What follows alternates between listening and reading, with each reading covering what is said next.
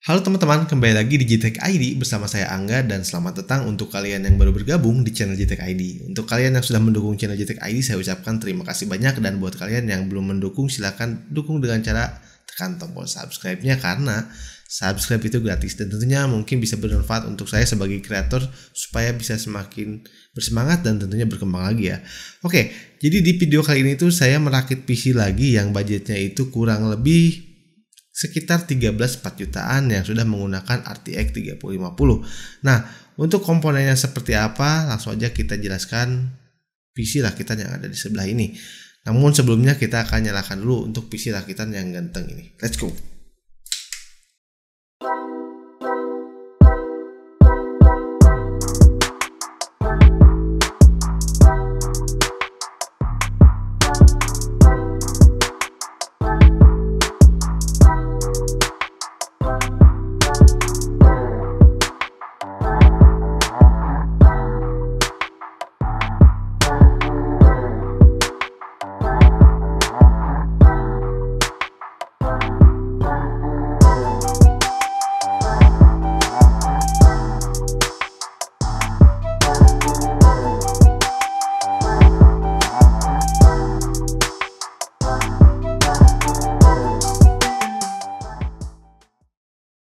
Oke, PC-nya udah kita nyalakan, udah kelihatan ganteng banget, udah kelihatan cool, warnanya black, gagah, dipadukan dengan RGB yang menambah meyakinkan sekali ya untuk PC ini.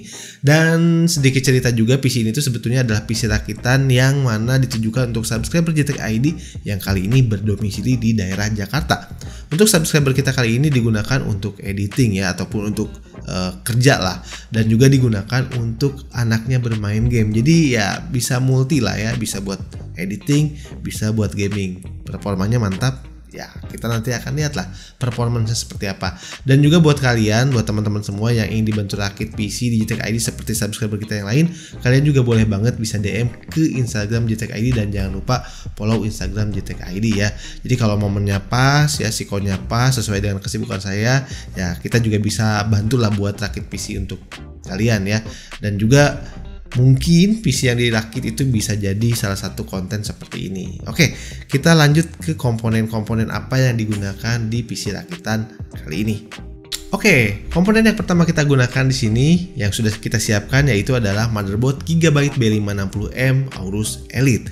Untuk motherboard ini bisa dikatakan motherboard yang menjadi salah satu favorit buat teman-teman juga yang ingin merakit PC, karena seperti kita ketahui motherboard Gigabyte ini adalah salah satu motherboard yang tangguh, yang performance-nya baik, dan juga durability-nya juga sangat baik. Ya, kalian tahu sendirilah yang mungkin pernah merasakan atau pernah menggunakan produk Gigabyte, tentunya gak mengecewakan dan kualitasnya terjamin ya. Dan untuk prosesornya di sini kita gunakan prosesor ya tentunya dari Intel, yaitu Core i5 11400. Buat kalian yang ingin menekan budget, saya sarankan kalian ambil seri yang F-nya, yaitu discrete graphic ya. Artinya kalian harus menggunakan VGA card ya, karena di sini juga pakai VGA card. Jadi saya sarankan buat kalian pakai seri F-nya untuk menekan budget, karena untuk performanya sebetulnya sama ya. Dia juga memiliki konfigurasi 6 core dan juga 12 thread, yang tentunya ini akan mantap juga buat digunakan editing ataupun untuk gaming. Jadi buat multitasking ataupun untuk kegiatan casual lainnya ini udah mumpuni ya untuk Core i5 11400 ini. Nah, di sini juga kita gunakan memori RAM yang bisa dikatakan sih saat ini cukup ideal harganya dan menjadi favorit ya saya di bulan-bulan ini, yang beberapa rakit juga saya menggunakan RAM ini atau di tahun-tahun 2022 ini ya.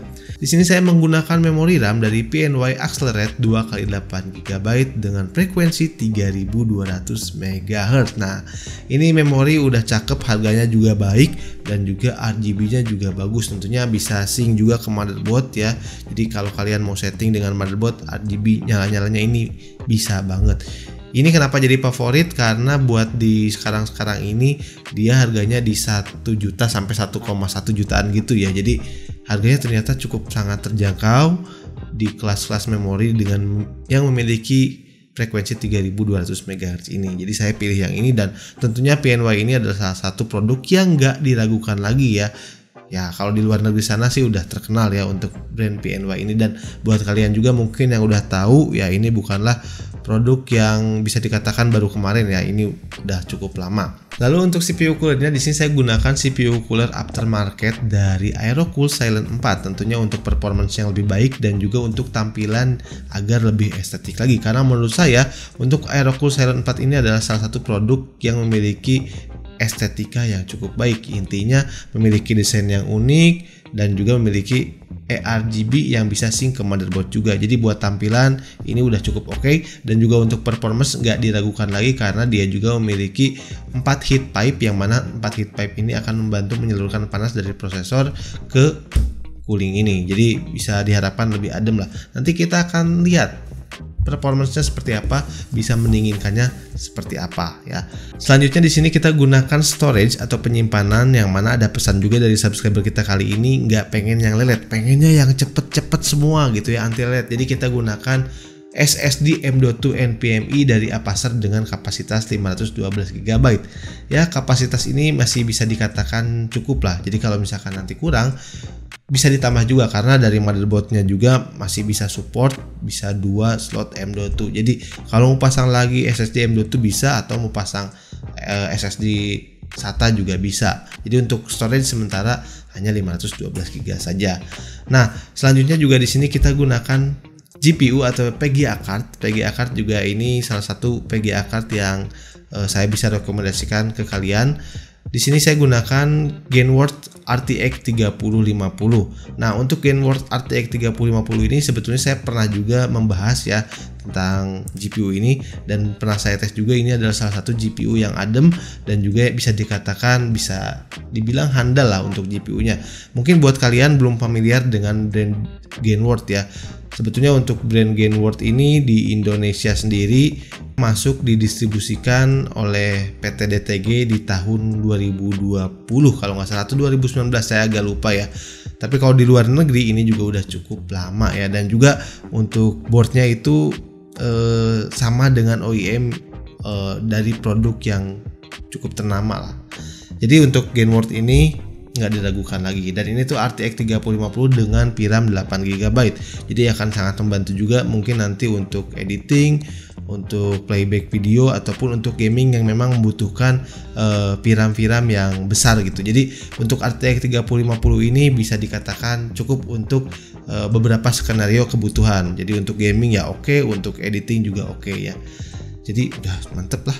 Oke, selanjutnya untuk power supply kita gunakan dari Sigmatech Spectrum 700W dengan sertifikasi 80+. Nah, kita gunakan ini untuk keleluasaan jangka panjang jika kedepannya nanti usernya ingin upgrade GPU, karena misalkan untuk performa yang saat ini dirasa kurang, kedepannya udah kurang gitu kan, karena tuntutan game yang lebih tinggi misalkan, dia hanya cukup mengganti GPU-nya saja atau PGA card-nya saja tanpa harus mengganti power supply-nya. Misalkan mau ganti ke RTX 3070, itu masih bisa di power supply ini, nggak perlu lagi ganti power supply-nya. Dan juga kalian jangan salah sangka ya, penggunaan power supply dengan kapasitas 700W ini tidak berarti listrik dari PC ini jadi 700W, tidak ya.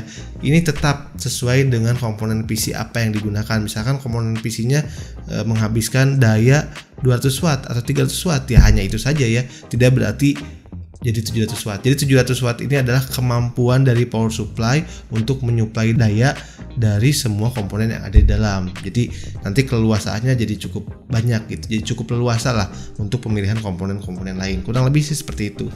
Dan juga di sini kita gunakan casing, yang mana casing ini adalah salah satu casing ganteng dari Vitpanic Nova Mesh ya. ARGB tentunya. Ini beberapa kali pernah saya pakai juga. Terakhir ada subscriber juga yang rakit juga seperti ini menggunakan casing ini yang berwarna putih. Nah, bagusnya dari casing ini, dia memiliki 4 fan ARGB yang ada langsung di paket penjualannya. Dan untuk harganya sebetulnya ini harganya di kisaran Rp850.000. Buat kalian yang melihat hanya dari sudut pandang itu saja, satu sudut pandang, mungkin mengira ini mahal. Tapi kalau kita bandingkan dengan misalkan kita membeli fan ARGB, dengan membeli controller misalkan di beberapa brand ya, tergantung merek juga. Untuk fan ARGB dan controller bisa memakan harga 450, 500 bahkan sampai 600 ribuan, atau bahkan di beberapa merek ada yang lebih. Jadi kalau misalkan harga fan ARGB itu 400, 500, 600 ribu ya, berarti casingnya hanya berkisar di 200, 300 ribuan. Sebetulnya ini termasuk casing yang terjangkau ya, karena memang sudah ada ARGB-nya, dan ARGB-nya 4. Kalau kita biasanya beli fan kit itu biasanya isinya 3 ya, dan ini sudah 4. Jadi untuk casing ini yang sudah ada fan-nya, menurut saya harganya cukup terjangkau. Dan dari Nova Mesh ini dia bisa juga sync ke motherboard untuk fan-nya, dan juga bisa kita atur juga kalau misal kita mau switch untuk fan-nya warnanya, bisa di switch juga dari tombol di depan ini. Jadi bisa leluasa lah, kalian mau dari motherboard bisa ya, atau bisa dari casingnya langsung. Nah oke, mungkin itu untuk komponen-komponennya sudah saya jelaskan satu persatu, dan mari kita langsung lihat untuk tes benchmarknya seperti apa ya, untuk gaming terutama ya, kira-kira ini enak gak nih gitu kan. Mari kita langsung aja tes untuk hasil dari PC rakitan kali ini.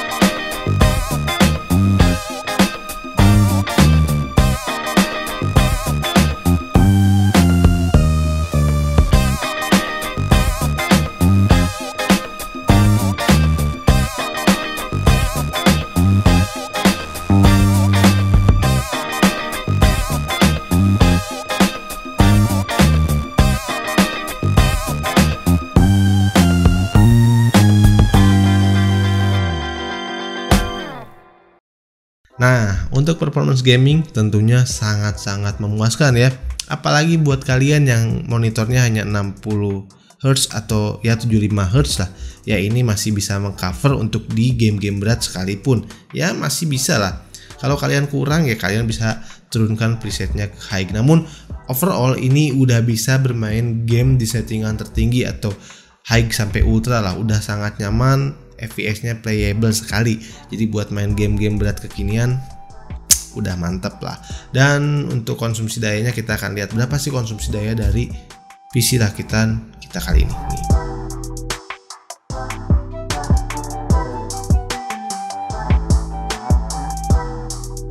Oke, selain dari konsumsi daya, sebetulnya PC ini menghabiskan budget berapa sih? Nah, untuk PC ini tuh menghabiskan budget di sekitaran 13 sampai 14 jutaan saja.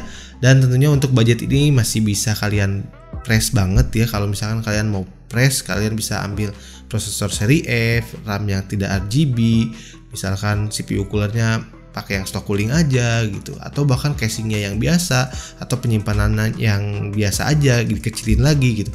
Itu sangat-sangatlah bisa. Tapi merakit PC mungkin gak hanya murah, tapi tergantung kebutuhan kalian masing-masing. Ada yang butuh juga estetika, ada yang juga butuh storage yang kenceng, dan lain sebagainya. Jadi di sini saya hanya bisa menyarankan, semua keputusan ada di tangan kalian masing-masing ya. Worth it atau tidak worth it juga tergantung budget kalian masing-masing ya. Jadi mungkin itu saja video Logitech ID kali ini. Mudah-mudahan video ini bisa jadi manfaat untuk kalian, dan juga jangan lupa tekan like-nya dan juga share video ini jika menurut kalian video ini bermanfaat untuk teman-teman kalian. Dan bersama saya Angga Wigung Saputra, sampai ketemu di video selanjutnya. Salam Logitech ID. See you.